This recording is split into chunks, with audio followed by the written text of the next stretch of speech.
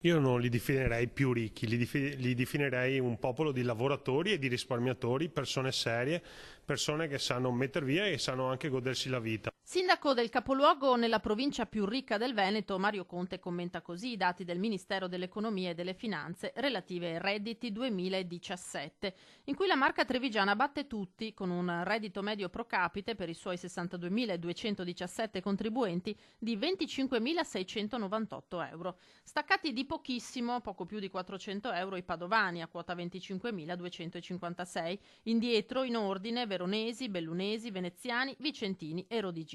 Il primato in negativo spetta al comune di Porto Tolle, Delta del Po, con un reddito medio di poco più di 13.000 euro, molto più vicino a realtà del sud. Per Conte il benessere dei trevigiani è cresciuto di pari passo con il loro attaccamento alla realtà che li circonda. Persone che hanno sviluppato una certa sensibilità nei confronti della propria città, del proprio territorio, e questo da sindaco lo percepisco perché tante sono le segnalazioni per migliorare la sicurezza, tante sono le segnalazioni per migliorare le condizioni delle pulizie, e credo che proprio grazie a questa sensibilità Treviso continua a crescere e insieme crescono appunto anche i redditi dei nostri cittadini. Se il reddito dichiarato è alto, significa anche che i trevigiani non si sottraggono al pagamento delle relative tasse. Ma credo che i trevigiani si siano sempre distinti per grande responsabilità e correttezza. Se dobbiamo ricercare quel tipo di problema legato all'evasione, penso che bisogna spostarsi in altre zone d'Italia, non certo a Treviso, che come i dati dimostrano siamo un popolo anche di pagatori di tasse,